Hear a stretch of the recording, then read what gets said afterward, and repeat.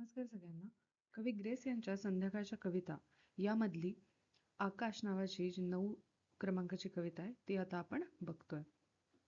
तर ही जी कविता आहे तर ती वाचकाला खूप अंतर्मुख करणाऱ्या रचनांपैकी एक आहे असं म्हणलं जातं. आणि ही जी आहे ती मानवी अस्तित्व आणि मृत्यू यांचं जे नातं आहे त्यांच्याबद्दलची कविता आहे. मानवी अस्तित्व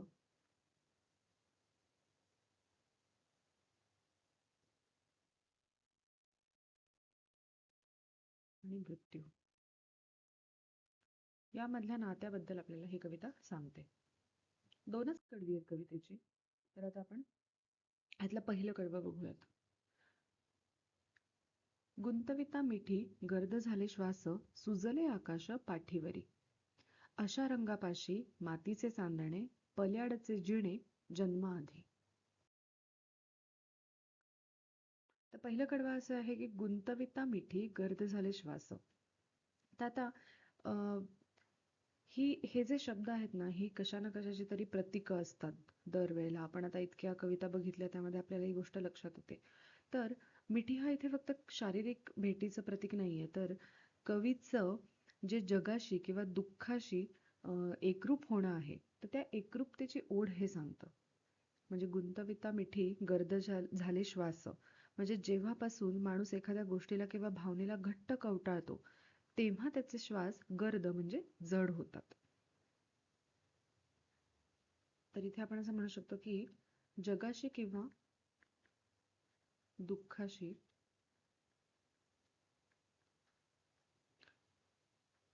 एकरूप होण्याची जी ओढ आहे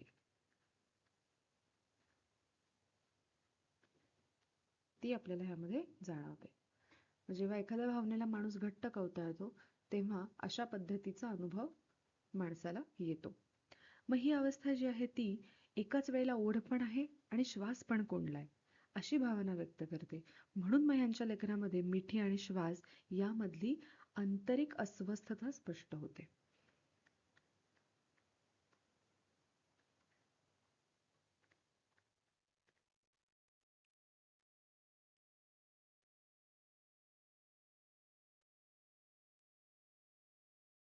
मग ही जी मिठी आहे ती मिठी जीवनाची मिठी असू शकते किंवा मृत्यूच्या अटळतेची मिठी असू शकते, ज्यामुळे जगणं तीव्र होतं.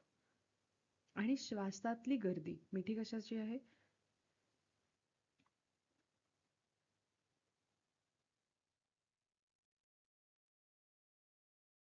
जीवनाची किंवा मृत्यूच्या अटळतेची. आणि श्वासातली जी गर्दी आहे ती कशाची आहे, तर ती मनातल्या भावनांचा एक जो कल्लोळ आहे तो जाणवते. सुजले आकाश पाठीवरी. सुजले आकाश म्हणजे काय? आता जर का पाणी किंवा दव ह्याच्याने जड झालेलं जे आकाश असतं ते त्या पद्धतीचं म्हणजे रंगांनी किंवा पावसाने संध्याकाळच्या रंगांनी एक भरून गेलेलं जे आकाश आहे ते म्हणजे जड झालेलं आकाश. मग हे जे जड झालेलं आकाश आहे ते कवीच्या स्वतःच्या पाठीवर आहे. म्हणजे काय? अस्तित्वाचे ओझे.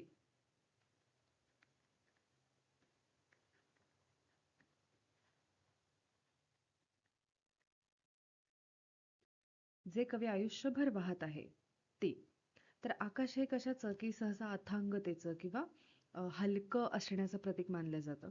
तर ते इकडं जड आणि वेदनादायी झालंय असं कवीचं म्हणणं आहे. मग आपल्या कर्माचं, आठवणींचं किंवा नियतीचं आकाश प्रत्येकाला आपल्या पाठीवरती व्हावं लागतं.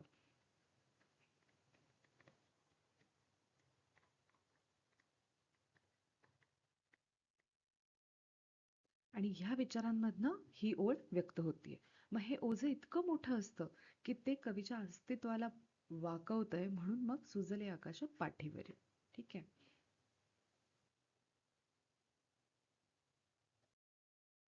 अशा रंगापाशी मातीचे चांदणे, पल्याडचे जिणे जन्माआधी.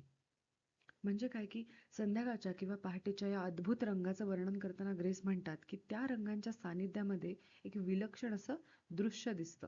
मातीचं चांदणं म्हणजे काय की माती माती म्हणजे पार्थिव किंवा शरीर.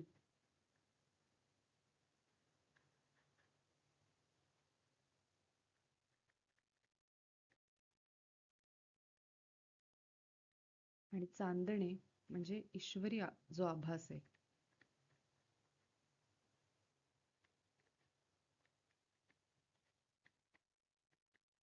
या दोघांचा संगम इथे घडलेला आपल्याला दिसतो. अशा रंगापाशी मातीचे चांदणे म्हणजे बघा, माती हे नश्वरतेचं प्रतीक आहे.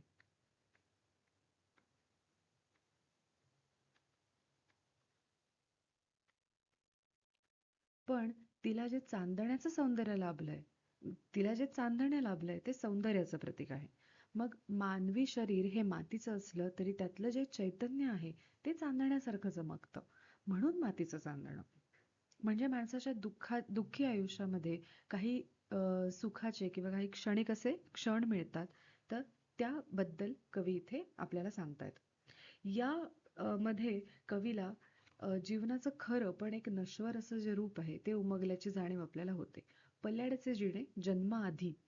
तर शेवटच्या ज्या 2 ओळी आहेत त्या आध्यात्मिक किंवा गूढ वळणावरती आपल्याला घेऊन जातात. पल्ल्याडचे जिणे जन्माआधी.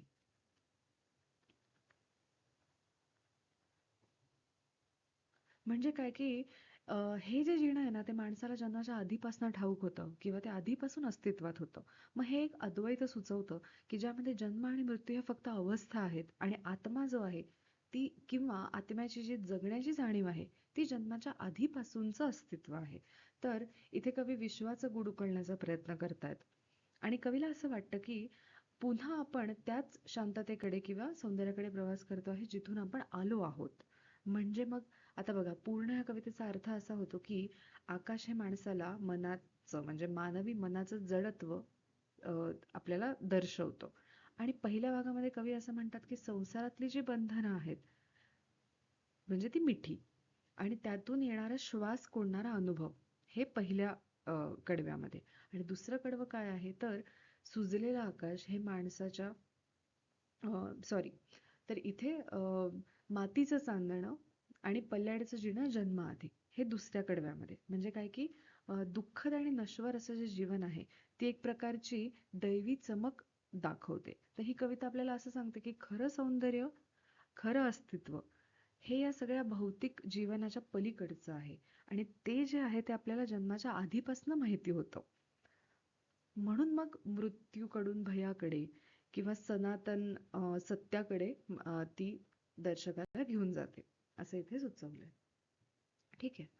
धन्यवाद.